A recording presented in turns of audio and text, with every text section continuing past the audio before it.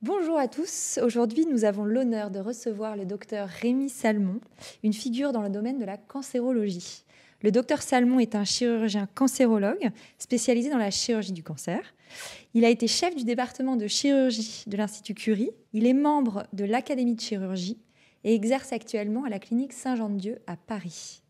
Le docteur Salmon est également un auteur reconnu. Son livre « Le cancer, ça se vit à deux » a marqué les esprits en abordant l'impact profond du cancer sur la vie de couple. Il prépare actuellement un nouvel ouvrage sur l'après-cancer et les difficultés que cela peut représenter pour les patients. Le docteur Salmon a une compréhension approfondie des défis émotionnels, physiques et pratiques que les patients peuvent vivre.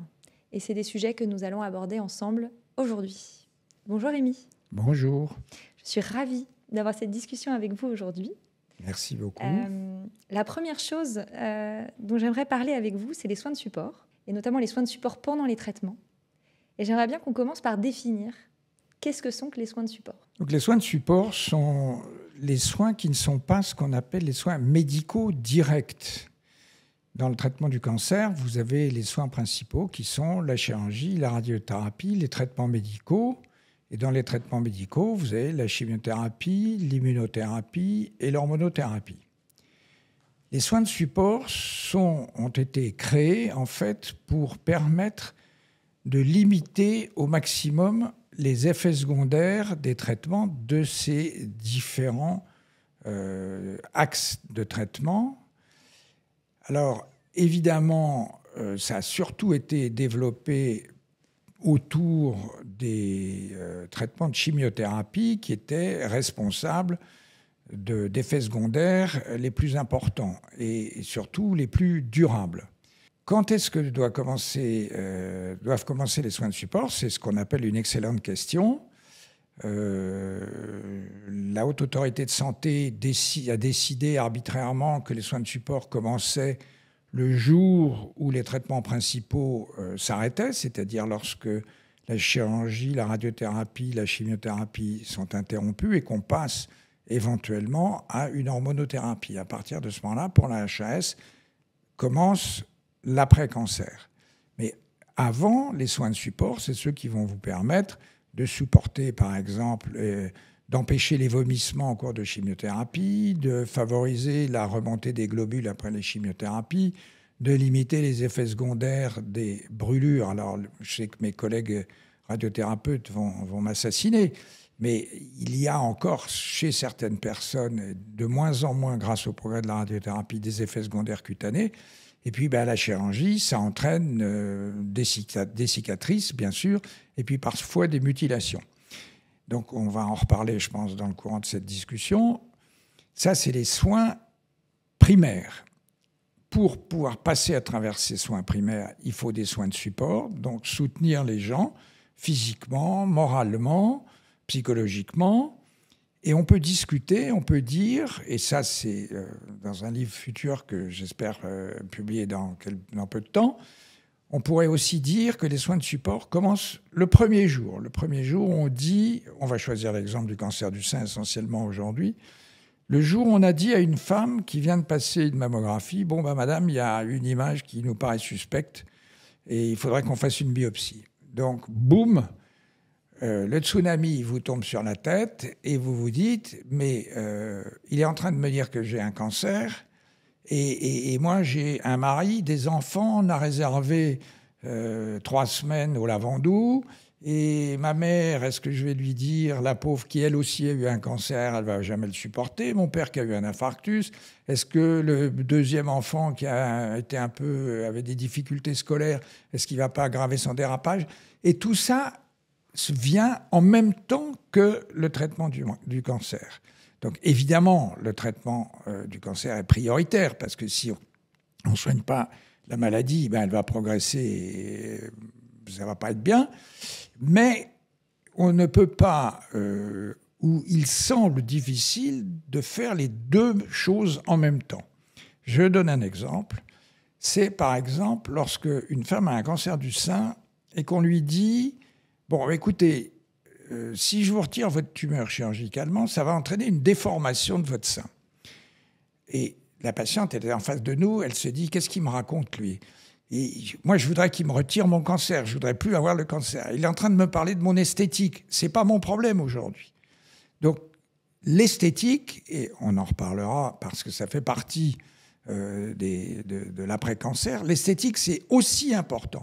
Donc, le médecin, il doit s'occuper de la tumeur, mais il doit aussi faire une projection, faire une espèce d'anticipation de ce que va être la vie de la patiente dans les années qui viennent, et dire, si vous avez les deux seins qui sont symétriques et jolis et qu'on ne voit pas les cicatrices, ça sera quand même beaucoup mieux. Alors évidemment, il y a des femmes qui ont des seins magnifiques et pour qui c'est un drame d'avoir une toute petite cicatrice. Mais la vie fait qu'avec l'âge, il y a des poitrines qui s'affaissent un peu ou ont pris du volume, etc. Et si on arrive, parallèlement au traitement du cancer, à amener le bénéfice du fait que la patiente va pouvoir se retrouver avec deux seins symétriques et jolis et retrouver sa poitrine de 20 ans, c'est pas mal quand même. Donc ça va faire partie d'un soin de support.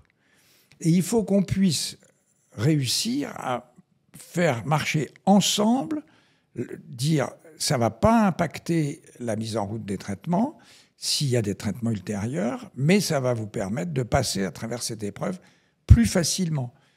Voilà, par exemple, un soin de support immédiat, chirurgical.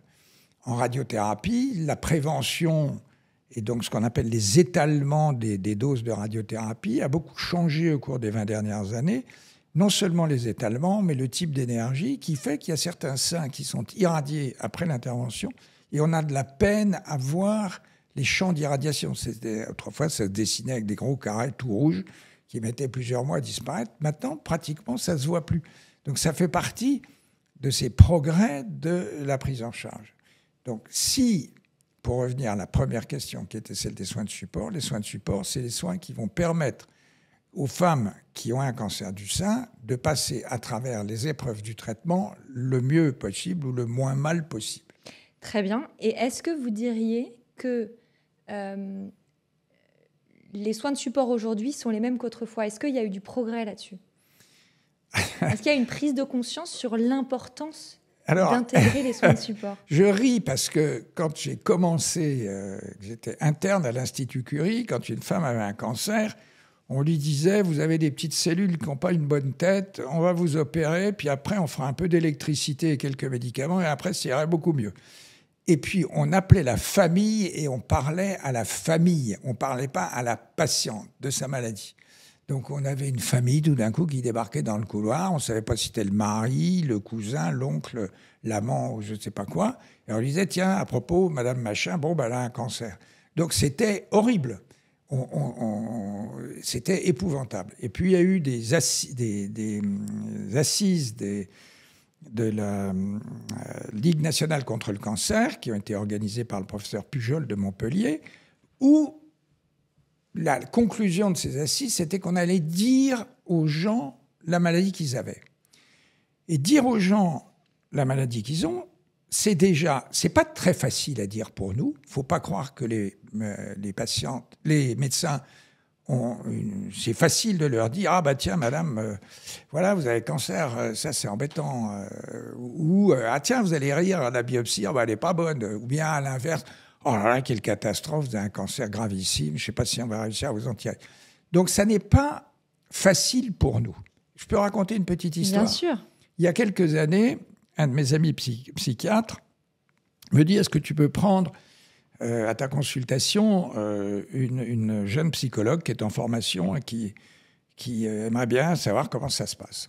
Bon, alors cette jeune psychologue arrive, elle était assise à ma droite, et puis première consultation, deuxième consultation, etc. Et puis un jour, vraiment, je trouve que j'avais fait une bonne consultation. J'étais content. Vous savez, les chirurgiens, quand ils ont fait une belle opération, ils sont contents.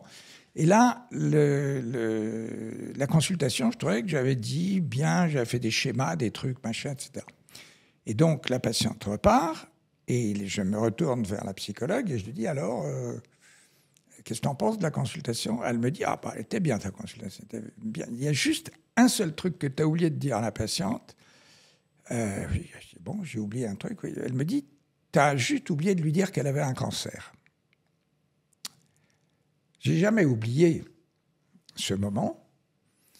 C'était très fort. Et je pense que à moins que tous mes confrères soient devenus des bûches absolues, je pense que chaque fois qu'on dit à une patiente qu'elle a un cancer, c'est pas quelque chose de facile. Parce que la personne est arrivée, on l'a vue une fois, on l'a examinée, peut-être une ou deux fois, mais on connaît... Enfin, c'est un petit peu comme une course de taureau. Quand le taureau arrive dans la lumière, il y a toute la foule autour, le taureau en face qui agite un petit chiffon rouge. La patiente, elle est dans une arène, comme elle comprend rien, ça dépend en plus du milieu socioculturel, et c'est très difficile. Donc on a besoin d'avoir soi-même une charge mentale suffisante pour pouvoir accepter et supporter ce que renvoie la femme, son éventuel mari ou la personne qui l'accompagne, et puis essayer de prendre le temps nécessaire pour arriver à établir un lien. Ça s'appelle l'analyse transactionnelle en psychologie, mais enfin quelque chose qui nous permette d'avoir une même longueur d'onde, de vibrer en harmonie, comme disent les musiciens, et que ça ne soit pas dissonant. Il y a des consultations où on sent que ça se passe bien, et puis il y a des consultations où on voit qu'on n'y arrive pas. Et donc, les patientes disent très très bien, quelques années plus tard, je me souviens toujours de cette première consultation, lorsque vous m'avez dit, et elles vous ressortent la consultation in extenso de ce qu'on vous a dit. Donc, oui, la façon dont on rentre dans la maladie est une façon éminemment variable. Mais voilà, le soin de support et l'après-cancer vont beaucoup dépendre de ces premiers moments. D'accord. Et de la présence des gens qui sont en face de vous et l'intérêt que les gens ont à échanger. Il y a des gens qui n'aiment pas échanger. Mais j'ai l'impression quand même que maintenant, la plupart, voire la majorité des établissements de soins en France proposent des soins de support. Oui. Oui, non, mais ça, c'est devenu obligatoire. De toute façon, c'est obligatoire. Le ministère nous dit, si vous n'avez pas une sorte de soin de support à proposer, vous n'avez pas l'accréditation cancérologie. Donc, ce n'est pas un choix. Donc, il faut proposer des soins de support. Maintenant, on est confronté à pauvreté médicale, des déserts médicaux, des gens qui ne travaillent plus après 18 heures, qui veulent travailler 4 jours par semaine, parce que, etc. Je ne vais pas faire de politique. Mais il faut consacrer du temps. Et puis, nos directeurs, que ce soit dans les hôpitaux ou dans les établissements privés, il a un budget. Et dans son budget, il faut que tout fonctionne. C'est-à-dire qu'il ait la personne qui nettoie à l'entrée pour qu'on dise quand on arrive, c'est propre, ou bien c'est dégueulasse. Et si c'est dégueulasse à l'entrée, ça va être dégueulasse dans les chambres aussi, et en salle d'opération, pareil. Donc il faut du personnel qui nettoie bien les chambres. Des infirmières en nombre suffisant qui soient gentilles. Il faut des penseuses en salle d'opération. Il faut des manipulatrices radio. Il faut des manipulatrices de radiothérapie. Et puis tout d'un coup, il va falloir prendre des gens qui vont s'occuper de soins de support. Et un directeur, ils ne le disent pas, les directeurs. J'espère que aucun directeur n'écoutera ce que je dis. Mais le directeur, en dehors du fait que de faire des soins de support dans son établissement, ça va lui permettre une accréditation, eh bien, ça ne lui fait pas gagner un centime. Ça lui coûte du personnel, parce que le personnel, il vient, il est là, il n'est pas là, il a des arrêts de maladie, les cotisations de caisse de retraite, mais ça ne ramène pas une consultation de yoga ou de méditation pleine conscience ou d'entretien de groupe de parole, etc. Ça ne lui ramène pas d'argent. Peut-être on peut lui expliquer que, comme les soins de support, ça marche bien, ça attire un flux de patients, et que les amis d'amis ayant entendu dire qu'on s'était bien occupé d'un tel ou tel établissement, on va plutôt dans cet établissement-là plutôt que dans un autre, parce qu'on semblerait, le bouche à oreille. Mais les soins de support, même si aujourd'hui la Haute Autorité de Santé offre un panier, c'est très joli, vous partez du ministère avec un petit panier dans lequel il y a 2 consultations de psychologie, une de nutrition, une d'exercice physique, et puis éventuellement une d'acupuncture ou de kinésithérapie ou de je ne sais pas quoi. En 180 €, vous avez résolu tous les problèmes post-thérapeutiques. Et alors, quels sont vos conseils pour qu'un patient tire le meilleur parti des soins de support? Alors, est-ce que vous savez combien il y a de soins de support qui sont recensés par l'OMS? Des centaines. Je dirais plus de 400. Voilà.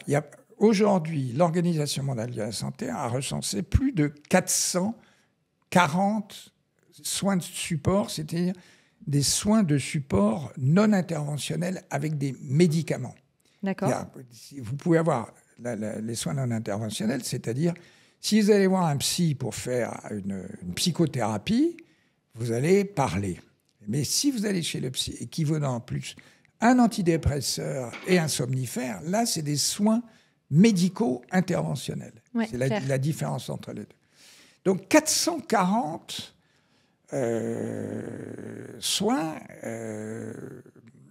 Quand on fait des conférences sur les soins de support dans les congrès, on n'a pas assez de diapositives pour mettre les 440 soins. Alors, ça va... c'est l'infini d'une certaine façon, parce que j'ai parlé tout à l'heure de la méditation pleine conscience, il y a la sophrologie, la kinésithérapie, la chiropraxie, les régimes alimentaires, la prière. Ce matin, on parlait de la scientologie. Il y a une infinité de solutions à proposer chez une personne qu'on ne connaît pas. Ouais. Parce que il est inscrit dans le serment d'Hippocrate que l'on prête tous lorsqu'on devient docteur en médecine, que nous ne nous introduirons pas dans la famille pour connaître des choses que nous n'avons pas à connaître. C'est-à-dire que la vie des gens, c'est leur vie. Donc nous, on ne va pas aller regarder si elles ont eu des difficultés avec leur père, leur mère, leurs enfants, le boulot, comment ça se passe. Parce que là, nous sortons de notre cadre. Ensuite, ça varie avec le temps. Et ça, c'est une notion qu'on n'a pas beaucoup dans les textes ni dans les publications. C'est cette notion de temporalité.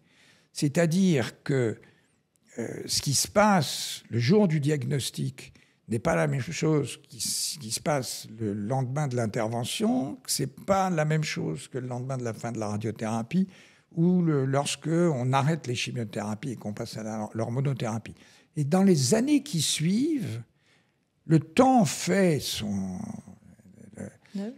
effet, et les réadaptations, la reprise d'une vie. Alors, il y avait une association autrefois qui s'appelait Vivre comme avant, et c'était des femmes qui avaient été opérées et qui s'appelaient Vivre comme avant. Et ce n'était pas un bon nom, parce que vous ne vivez pas comme avant, comme si de rien ne s'était passé. Bien sûr. Donc, il faut qu'il y ait tout un travail de réflexion, et que pour permettre, d'une certaine façon, de tourner la maladie à son avantage. Très bien. Et alors, puisque vous parlez de temporalité, on a parlé des soins de support pendant les traitements. Maintenant, j'aimerais bien qu'on parle de l'après-cancer. Déjà, on va commencer par là. Qu'est-ce que l'après-cancer? Et pourquoi est-ce si difficile à vivre pour les patients? Alors, c'est comme l'adolescence, l'après-cancer. L'adolescence, c'est une période de transition.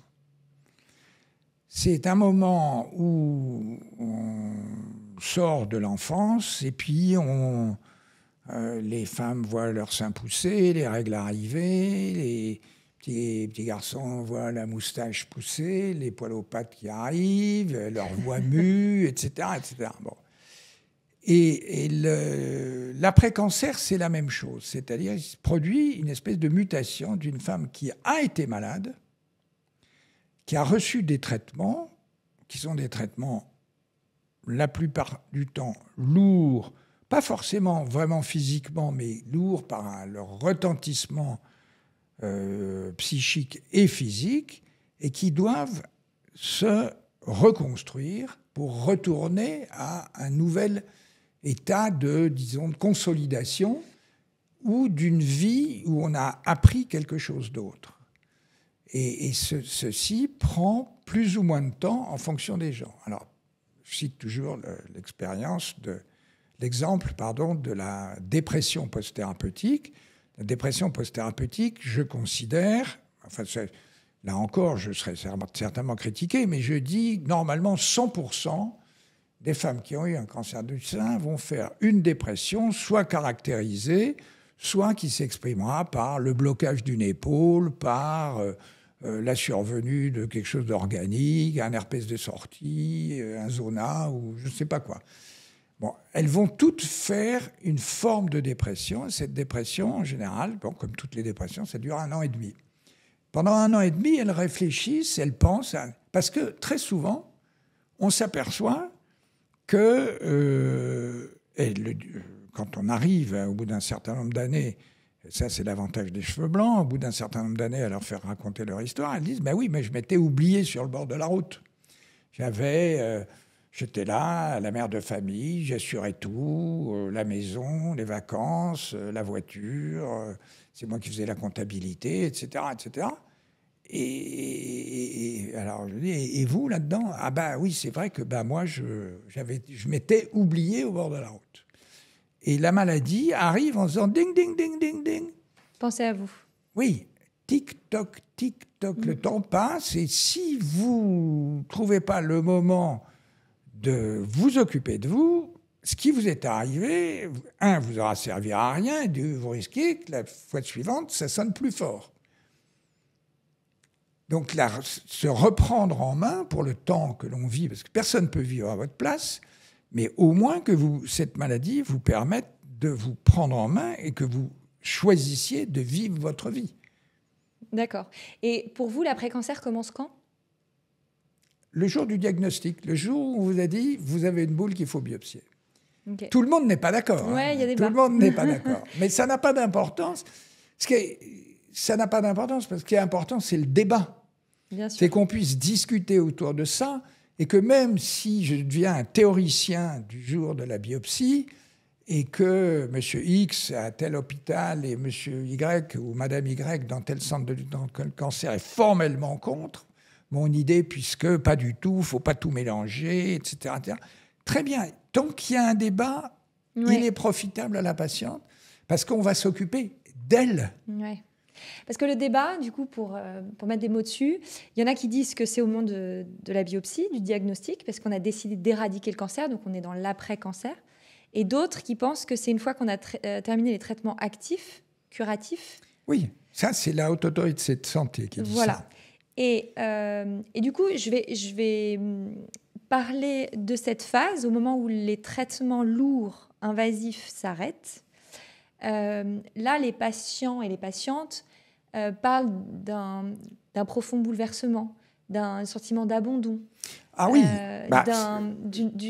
oui, je vois très bien ce que vous voulez dire. C'est-à-dire avant, on s'occupait d'elle et d'eux tout le temps. Il y avait tous les proches. Il y avait un calendrier. Voilà, de l'équipe médicale. La vie est rythmée et ponctuée par les rendez-vous médicaux. Et du jour au lendemain, on vous annonce que vous êtes en rémission.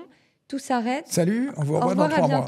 Et on se revoit dans 3 mois. Et donc, pendant les 3 mois, voire parfois 6 mois après, quand ça s'étale dans le temps, on ne sait pas à quelle sauce on va être mangé. On essaye de retrouver sa vie d'avant alors qu'on se dit... Ça ne marche pas, ça. Non, et ça ne marche pas. Et donc, c'est ce moment-là dont j'aimerais que vous parliez. Comment faire pour que les patients et les patientes... Alors, puisque vous parlez surtout des patientes, on va parler de ça, mais comment faire pour se préparer à ce vide, à ce néant qui d'un coup s'installe dans la vie de la patiente? Comment s'y préparer? Je ne sais pas si on peut se préparer au fait que son traitement s'arrête, parce que ce que les patients, j'allais dire 99% des patients, c'est qu'ils veulent être des bons petits soldats et qui se disent, si j'obéis bien à tout ce qu'on me dit, donc je vais exécuter et je vais suivre, et je suis en attente de mes résultats, je suis en attente de mes traitements, Et comme ça, j'ai mon calendrier, je demande de temps en temps une autorisation pour partir en vacances ou pour aller au mariage de ma petite fille. Mais on dit, oui, bon, là, on vous autorise de sécher une séance de rayon, hein, mais c'est bien parce que c'est vous. Donc on est totalement infantilisé et le patient, il faut toujours se souvenir qu'il est dans une position d'infériorité. Il est malade, donc en faute par rapport à la société, et en face de lui, il y a des sachants avec des blouses blanches la plupart du temps, qui sont des espèces de barrières qui les séparent des individus qui les prennent en charge. Et en plus, il faut leur être reconnaissant, parce que ces médecins, ils leur sauvent la vie. Ils pensent qu'ils leur sauvent la vie. Très bien. Et dans cette période de l'après-cancer, en quoi les soins de support ou les soins d'après-cancer, vous les appelez comme vous voulez, peuvent faire du bien? Pourquoi est-ce que c'est important de prendre soin de soi à ce moment-là? Je vais prendre un exemple. Mireille est rentrée chez elle et on lui a fait une jolie chirurgie. Son sein est pratiquement identique à l'autre. Elle a un comprimé à prendre. Et à la maison, tout le monde est content. Tout le monde a l'air d'être content. Ils ont eu tellement peur dans la famille. Marcel, il était terrifié que sa femme soit plus là. Ses enfants étaient très inquiets. Il y en a un, donc, qui a redoublé à cause de la maladie de sa mère. Et là, elle revient. Tout va bien. Donc, où est le problème? Donc, si on t'a laissé rentrer et que tu as juste un comprimé, c'est que tu vas bien. Or, elles vont pas bien. À l'évidence, elles vont pas bien. Et comme tout le monde est content, on fait des grands sourires.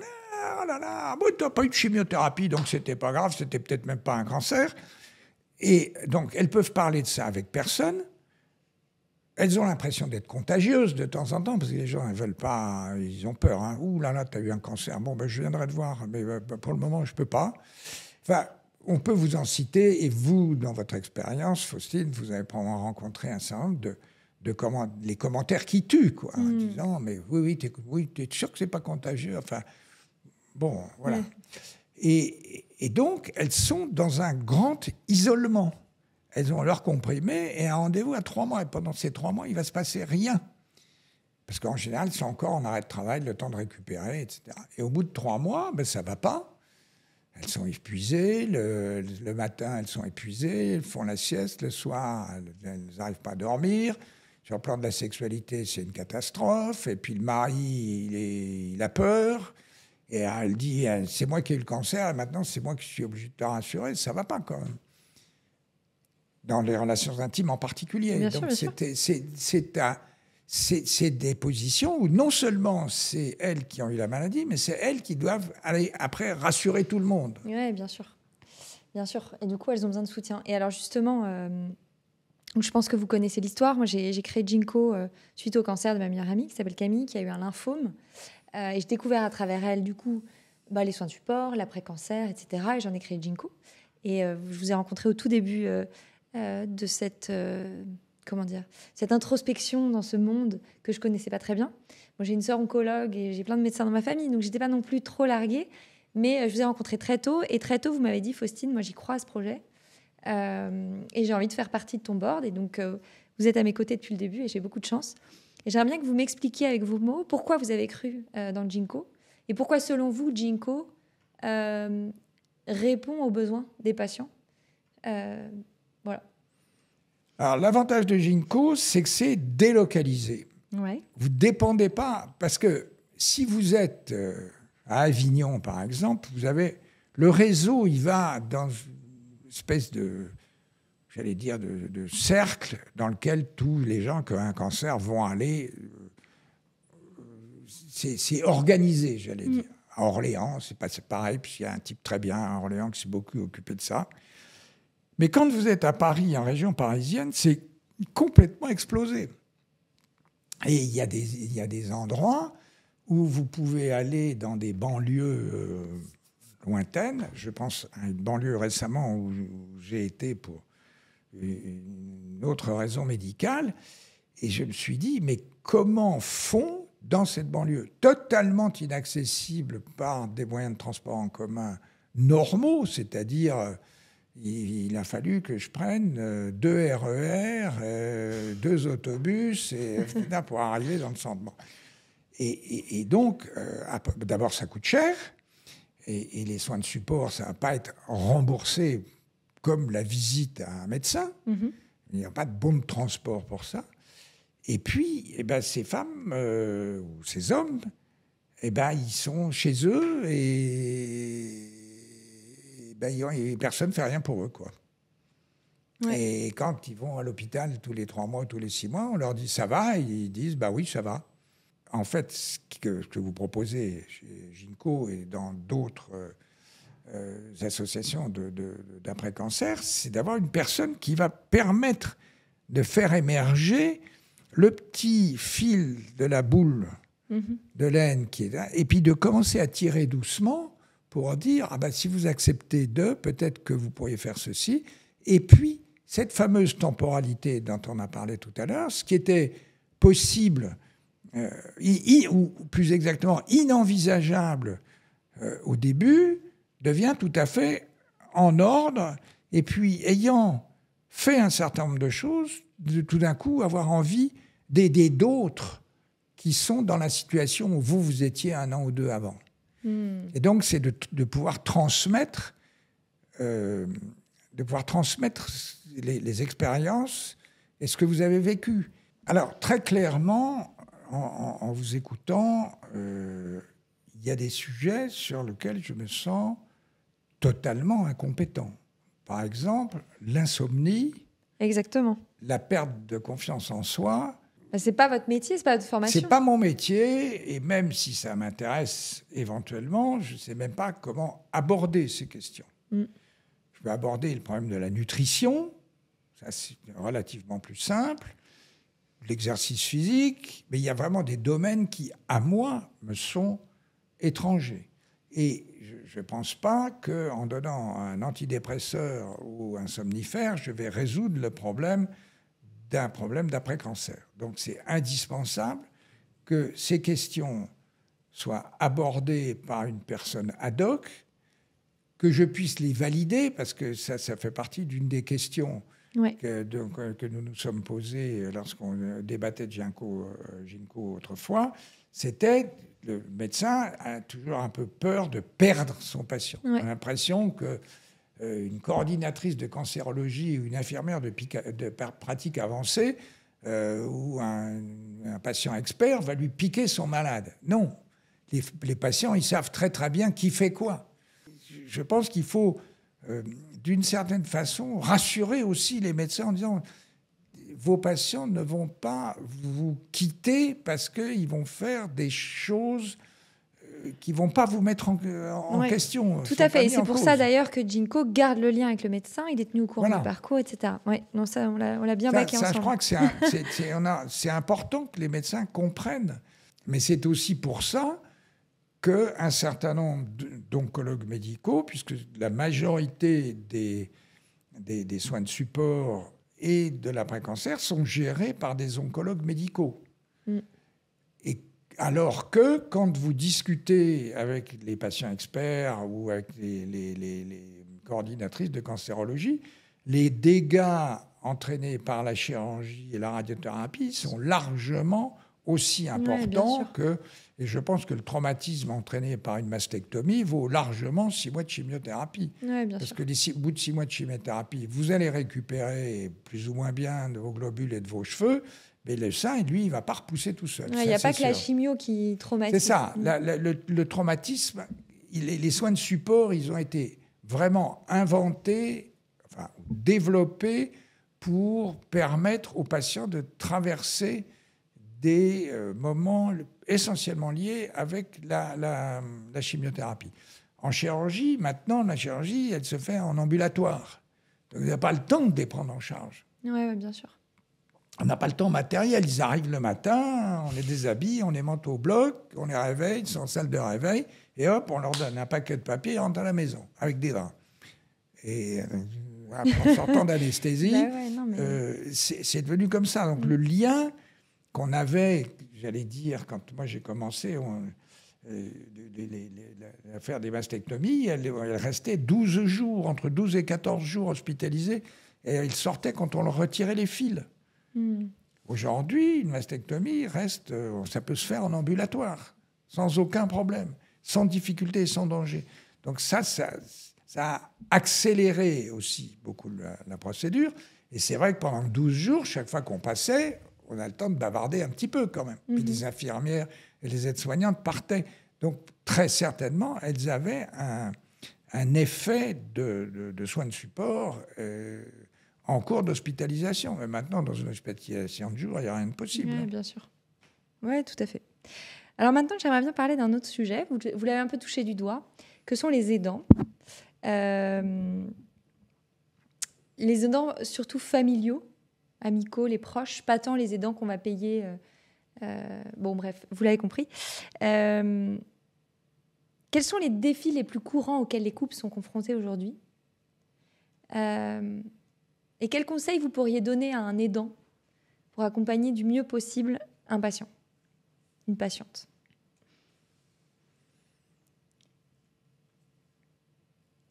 Alors, en matière de cancer, l'aidant, j'allais dire, c'est presque aussi difficile que pour le patient. Je vais faire la révolution, là, en disant, mais il est devenu fou, là. On savait qu'il était déjà un peu bizarre, mais là, il est devenu complètement fou. Bon. C'est difficile parce que l'aidant doit trouver ce qu'on appelle l'attitude juste.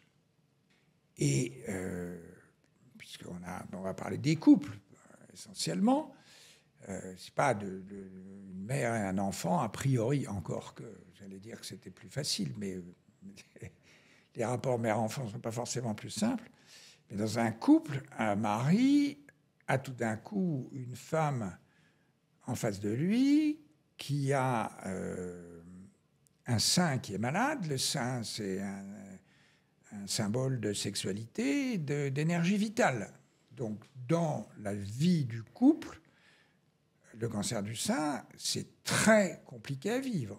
D'ailleurs, vous le savez, il y a pratiquement 50% des couples qui se séparent pendant ou après le cancer. J'ai un recordman qui est parti le soir même du diagnostic, mais je pense que le couple n'allait déjà pas très très bien. Bon. Indépendamment du recordman, et pendant les traitements, c'est relativement facile d'aider. On s'occupe des enfants, on organise la logistique, les courses, les grands-mères viennent chercher les petits, on s'occupe des papiers, et on demande aux enfants de ne pas faire trop de bruit et de ranger leur chambre. Donc on peut organiser un espace relativement normal, parce que si tout d'un coup les enfants se mettent à arrêter de courir, et crient pas et se mettent à ranger leur chambre, la femme, elle va se dire « Oh là là, c'est si grave que ça, ce que j'ai ». Donc il faut garder une forme de normalité dans la vie. Je vois que vos enfants rangent très bien leur chambre. Et donc, mais la vie qu'on avait avant la maladie n'est plus la même pendant la maladie. Alors, on veut bien comprendre que, bon, on va faire une moyenne, on va dire, chirurgie, radiothérapie, chimiothérapie, c'est 9 mois, quoi. Comme par hasard, la durée d'une grossesse. Et puis après, on se dit, là, maintenant, c'est fini. Ça fait 9 mois que je me cogne tout le boulot à la maison, etc. Bon, on va recommencer une vie à peu près normale. Sauf que c'est le moment où arrive l'après-cancer, qui n'est pas une période normale. Et donc, il y a des distorsions dans les couples qui peuvent faire, comme d'ailleurs l'a fait le Covid. Pendant la période Covid, les couples qui étaient confinés dans la prison de la maison et dans leur F4 avec leurs 3 enfants, ou leur F3 avec 3 enfants, au bout du Covid, ils ont tous explosé. Enfin, un certain nombre de ces couples ont explosé. C'est des contraintes très, très fortes qui peuvent aller contre votre nature. Mais, quel conseil vous pourriez lui donner? Alors, quel conseil? On peut lui donner une infinité de conseils. Il faudrait déjà qu'on commence à s'occuper des maris. Ok. Pour les cancers du sein en particulier, il n'y a pratiquement rien qui est fait pour les maris. Rien. Ou les femmes, je précise. Mais je pense que c'est ce que... Oui, enfin, oui. Non, mais je suis un un vieux mâle hétérosexuel, blanc, cisgenre, etc. Non, vous êtes plutôt progressiste. Honnêtement, vous avez les bons réflexes. Mais il est vrai qu'un certain nombre de femmes, quand j'ai écrit le livre « Le cancer, ça se vit à deux », un certain nombre de femmes m'ont dit déjà, je l'ai vécu tout seul parce que mon mari ne s'est pas occupé de moi. Et puis, en effet, il y a tous les couples ne sont pas hétérosexuels, loin de là maintenant. Mais c'est pareil, c'est-à-dire que l'équilibre de ces couples est profondément modifié, mais personne. Et d'ailleurs, ce livre qui s'appelle Le cancer, ça se vit à deux, au départ, c'était le premier titre, mais mon éditeur avait dit ça va marcher, vous en vendrez pas. Le premier titre, c'était Monsieur, votre femme a un cancer, parce que c'était parti de cette observation que j'avais que personne ne parlait jamais au mari. Alors c'est bien quand les maris peuvent venir à la consultation, mais ils ne peuvent pas toujours venir aux consultations. Bien sûr. Ils ne peuvent pas être présents tout du long, donc il y a tout un tas de choses qui leur échappent. Et c'est la raison pour laquelle très certainement, si un jour on décide que, en matière de cancer du sein, les maris ou les compagnons, c'est important, je crois il me semble qu'il y a... Alors, on s'occupe des enfants, des mères qui ont un cancer du sein, on s'occupe des femmes dont un enfant a un cancer, ça c'était à Curie, donc où j'étais pendant longtemps. Et puis, mais les maris, non, personne. Et encore, là vous parlez de Curie, mais je veux dire, il y a plein d'établissements où tous ces sujets ne sont pas du tout abordés. Non. Ah ouais, ok. Déjà, on s'occupe des femmes, c'est pas mal. C'est en plus, il faudrait s'occuper des maris, vous vous rendez compte? Très bien. Alors maintenant, je voulais aborder un autre sujet. J'aimerais qu'on fasse un petit zoom, parce que c'est votre expertise ces dernières années sur le cancer du sein. Comment les traitements du cancer ont-ils évolué au cours de votre carrière du cancer du sein? Comment ont-ils évolué? On va faire un petit peu d'histoire. Ça a beaucoup évolué, quelles que soient les disciplines. La chimiothérapie, par exemple, la première publication de chimiothérapie adjuvante, donc post-opératoire, c'était Gianni Bonadonna, un Italien, à l'Institut des tumeurs de Milan, en 1976. Et donc, la chimiothérapie adjuvante, jusque, j'allais dire, au milieu des années 80, on n'en faisait pas beaucoup, quoi. C'était parce que M. Jean Bernard, qui était l'hématologue de Saint-Louis et qui avait appris comment guérissait les leucémies aux États-Unis, a ramené ça en France, et puis il a développé ces drogues de chimiothérapie pour les maladies hématologiques, et les maladies hématologiques ont ensuite évolué vers les tumeurs solides.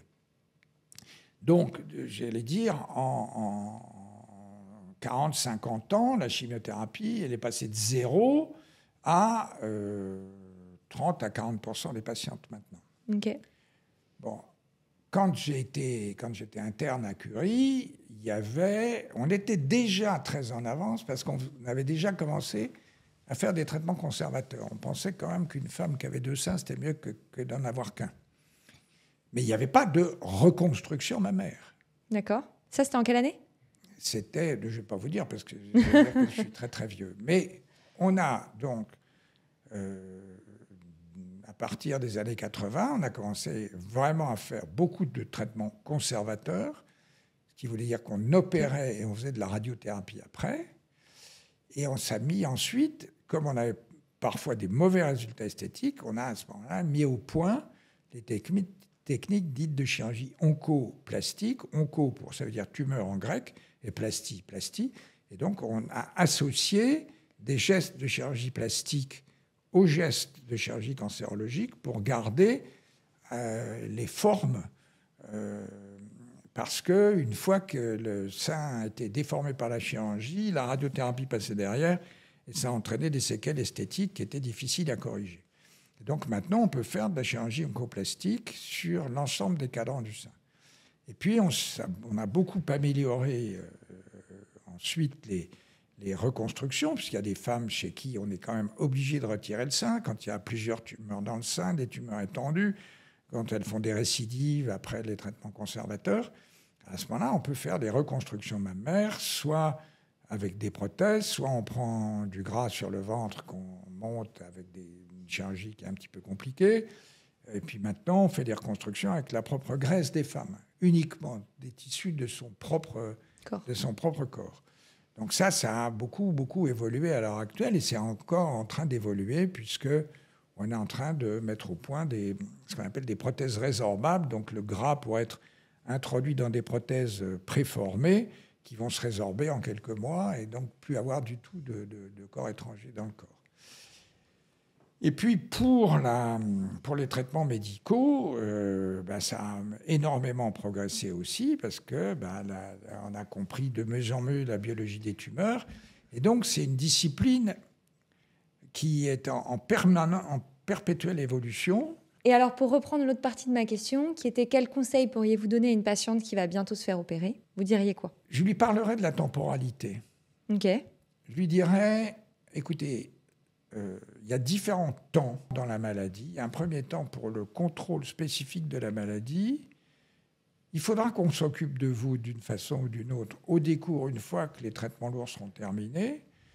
Je pourrais tout vous raconter aujourd'hui, mais vous allez être opéré dans N jours, donc ça va rentrer par une oreille, sortir par l'autre, vous n'allez plus rien entendre. C'est à peu près comme lorsque j'ai eu ma fille. Je me souviens très bien, je suis parti pour un congrès aux États-Unis. J'avais acheté le livre de je ne sais plus qui, comment élever son enfant. Et au bout d'une heure de vol, mon enfant avait déjà 12 ans. Donc, c'était... Je vois très bien. C'est un bon exemple. D'ailleurs, je peux tout vous raconter sur le cancer du sein. D'ailleurs, vous voyez, je parle beaucoup. Et puis, je pourrais vous en raconter encore pendant des heures et des heures. Mais... je pense qu'il faut expliquer aux femmes qu'il y a des moments pour entendre certaines choses et qu'elles vont les entendre à ce moment-là, mais que si je leur en parle maintenant, ou elles ne vont pas entendre du tout, ou elles ne vont pas comprendre, ce qui est plutôt pire. Et donc, je dis, prenons du temps, je vous répondrai, mais essayons ici et maintenant, on va s'occuper de vous aujourd'hui. D'accord. Intéressant. Vous disiez tout à l'heure que quand on avait un cancer du sein, a priori, on avait 9 mois de traitement curatif. Oui. Est-ce que vous pouvez nous dire à quoi sert la chirurgie, à quoi sert l'oncologie, enfin la chimiothérapie, et à quoi sert la radiothérapie? Quel est l'impact de chacun de ces protocoles? Pourquoi on passe par ces 3 étapes? Oui, ça c'est assez simple. Voilà. Mais ce n'est pas forcément évident pour tout le monde, donc je suis ravie d'entendre vos mots simples. La chirurgie, c'est un traitement local. C'est le premier temps. Pas toujours. Pas toujours. Je vais expliquer après. D'accord. Le traitement, il peut être local, dans le sein, régional, les ganglions qui sont autour du sein, et général, donc le reste de l'organisme. D'accord. Local, donc on retire la tumeur du sein et elle est retirée. Et après, le chirurgien vient et vous dit « tout va bien, j'ai tout retiré ». Donc, de temps en temps, les patients vont voir après le radiothérapeute et l'oncologue médical et disent à l'oncologue « mais je ne comprends pas, le docteur m'a dit qu'il avait tout retiré et là, vous me dites que vous allez me faire 4 mois de traitement médical, ça ne va pas du tout ». Donc, c'est important de travailler avec des gens dont le discours est homogène aussi. Bon. Donc, le traitement, si on a gardé le sein, on fait des rayons ensuite sur le sein, c'est un traitement local aussi, pour éviter que d'autres cellules dans le sein se développent dans les années ultérieures. C'est préventif. Une fois que la tumeur est retirée, les autres traitements vont avoir une visée préventive, empêcher que la maladie ne revienne. D'accord. Deuxième information qui est fournie par les ganglions sont dans les selles, sous la clavicule et derrière le sternum. Donc, en règle générale, on ne retire pas le sternum et la clavicule pour aller chercher les ganglions. Ça se faisait autrefois, c'est une intervention qui s'appelait le McWhirter. Mais il y avait des séquelles esthétiques qui étaient un peu importantes, comme vous pouvez le deviner. Donc, on prend aujourd'hui ce qu'on appelle des ganglions sentinelles, c'est-à-dire on injecte un petit produit autour de la tumeur qui va, en suivant les lymphatiques, dans les ganglions de l'aisselle. Et comme ça, on sait si les ganglions sont atteints ou pas atteints, c'est-à-dire si la maladie s'est propagée par voie lymphatique. OK. Quand vous avez votre tumeur, il y a des artères qui arrivent dans la tumeur et il en sort des vaisseaux et des ganglions lymphatiques. Les ganglions lymphatiques, on les explore en allant chercher le ganglion dans l'aisselle, le ganglion sentinelle dans l'aisselle, et par assimilation, ça nous dit s'il y a un risque, il y a une atteinte. Ce qui va nous permettre de guider éventuellement les champs d'irradiation. Si les ganglions sont envahis là, on va irradier là et là pour éviter que ça ne revienne dans les autres chaînes ganglionnaires. Et on saura que la maladie s'est un petit peu propagée. OK. Dernier point, donc je reprends ma tumeur, l'artère vient, les lymphatiques, on a contrôlé avec les ganglions, et il y a des veines qui sortent en permanence. Donc il peut y avoir des cellules qui partent de la tumeur et qui vont aller se promener dans l'organisme. L'organisme a un certain nombre de femmes de ménage qui disent aux cellules tumorales « viens par ici » et puis qui les étranglent et les évacuent dans la rate. Et puis il y a des cellules qui vont aller se planquer dans des endroits. Et donc, ça, c'est ce qu'on appelle les traitements médicaux adjuvants. Et les traitements médicaux adjuvants, ceux dont on a parlé tout à l'heure en 1967, l'Italien qui s'appelle Gianni Bonadonna, qui a dit que quand, dans un certain nombre de tumeurs, on faisait de la chimiothérapie complémentaire, donc adjuvante, c'est la même chose, complémentaire adjuvante, ça permettait d'améliorer les chances de guérison à long terme en détruisant ces cellules circulantes. D'accord. Aujourd'hui, mais ça c'est à l'état de recherche, on peut même isoler ces cellules circulantes et dans, je pense, 5 à 10 ans, on aura une étude systématique des cellules circulantes tumorales dans l'organisme et qu'on devra éradiquer par les traitements médicaux dont on va parler maintenant. Jusque-là, pas mal. Pas mal. Ouais. Alors ensuite, sur une tumeur, il y a 2 types de classification. Une classification qu'on appelle TNM, T pour taille de la tumeur, N pour l'existence de ganglions, c'est N pour nodes en anglais, ça fait plus chic d'avoir de l'anglais toujours, et M pour savoir s'il y a des métastases. La classification TNM, vous avez T1, T2, T3, T4, N0, N1 et M0, M+. Et avec ça, vous mélangez le tout et vous avez des stades, 1, 2, 3, 4 de la maladie. D'accord. La classification TNM, c'est une classification qui a été créée par M. Denoy, qui était le chirurgien de Gustave Roussy, dans les années 50. Okay. Elle existe toujours, elle est utilisée dans le monde entier par tout le monde. D'accord. Quand même, Gustave Roussy, il faisait des choses bien, déjà dans ces années-là. Et donc, ensuite, vous avez la deuxième classification, qu'est-ce qu'on appelle la classification moléculaire, qui analyse sur les cellules tumorales l'existence d'anomalies qui vont permettre d'utiliser des traitements ciblés.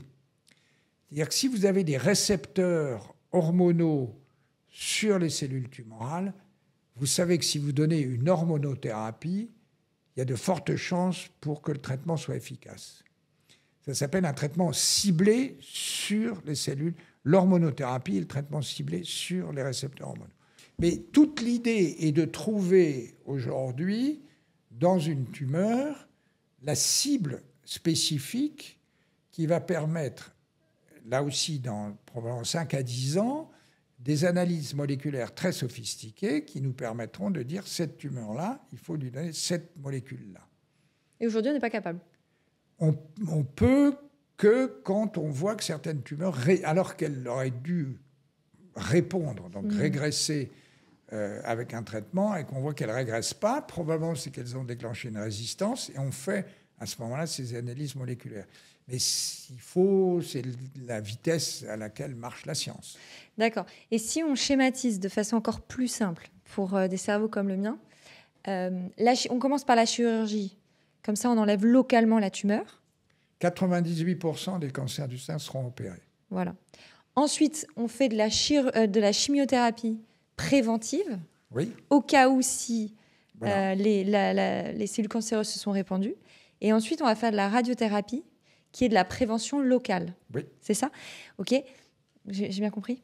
Très bien. Magnifique. Vous pouvez passer en classe supérieure. Très bien. C'était un plaisir de vous avoir. Merci pour votre temps. Voilà. Et à bientôt.